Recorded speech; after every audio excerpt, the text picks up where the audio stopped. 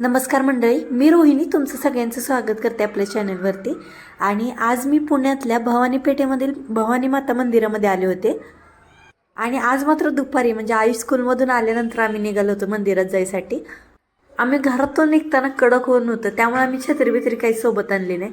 पण लाईनमध्ये जेव्हा उभा राहिलो त्यावेळेस नेमका पाऊस चालू झाला. तसा मंदिराच्या बाहेर सभा मंडप घातला होता, पण त्याच्यावरती काही पत्र्याची सोय नव्हती, त्यामुळे तिथून पाणी पडतच होतं अंगावरती. आता म्हणलं लाईनमध्ये तर उभा राहिले, पण पावसात आयुष भिजेल, परत सर्दी ताप खोकला यायचा, म्हणून आधी त्याला आडुशाला घेऊन उभा राहिलो आम्ही. भवानी मंदिराच्या बाहेरच्याच बाजूला म्हणजे विरुद्ध दिशेला नर्मदेश्वर मंदिर आहे आणि मारुतीचं मंदिर पण आहे. इथं पण आम्ही दर्शन घेतलं.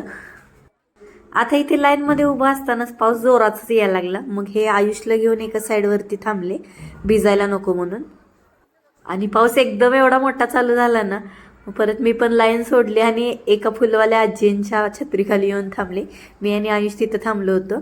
आणि बाकीचे बरेच भक्त होते जे पावसात भिजत होते. काही जण एकाच छत्रीत 4-4 डोकी थांबली होती आणि बऱ्यापैकी लोक भिजतच थांबली होती तिथं.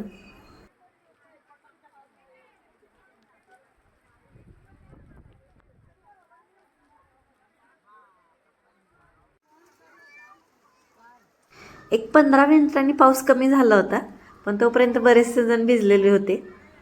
आणि थोड्या वेळ 10-15 मिनिटानंतर चांगलं ऊन पडलं परत आणि लाईन परत चालू झाली. मग पाऊस बंद झाल्यानंतर आम्ही परत लाईनमध्ये उभं राहिलो. तसं पुण्यामधील भवानी पेठेतील हे जे मंदिर आहे ना, तसं खूप जुनं मंदिर आहे.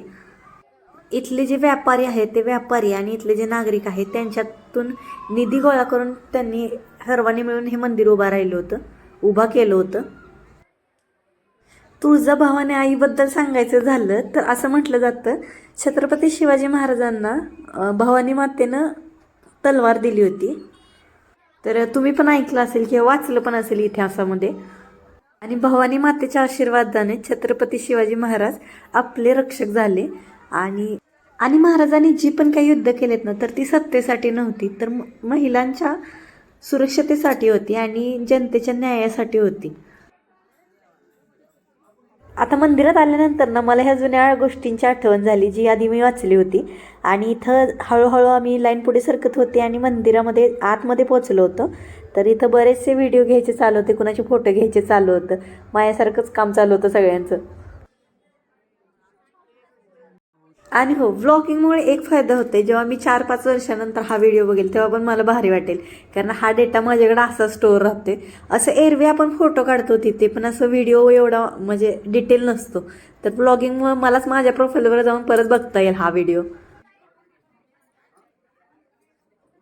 आता जेव्हा मंदिराजवळ पोचलो, देवाला पाहिल्यानंतर मात्र मन शांत झाल्यासारखं वाटलं.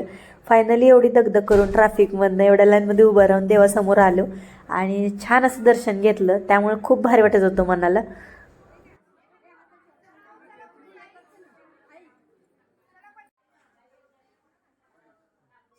आता माझं आणि आयुषचं छान दर्शन झालं होतं इथं. आणि गुरुजी पण काही गडबड करत नव्हते, चला पुढे चला पुढे असं काही नव्हतं. नंतर राहुलने पण दर्शन घेतलं.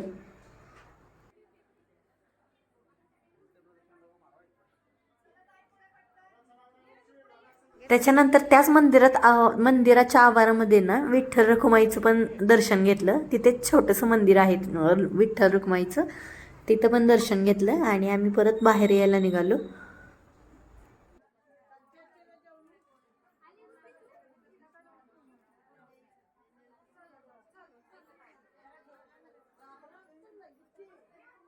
पाऊस येऊन गेल्यामुळं सगळ्या पाय असं वाटत होतं की घसरते का काही सारखं. तर हळूहळू मी मंदिराच्या बाहेर आलो.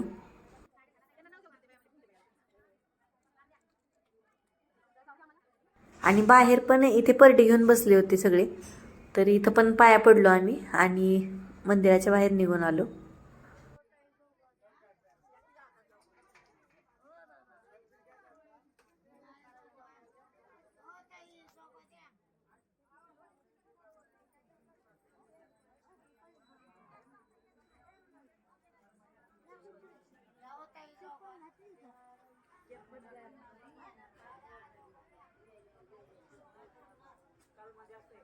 तर आजचा छोटासा व्लॉग तुम्हाला कसा वाटला ते कमेंटमध्ये मला नक्की सांगा.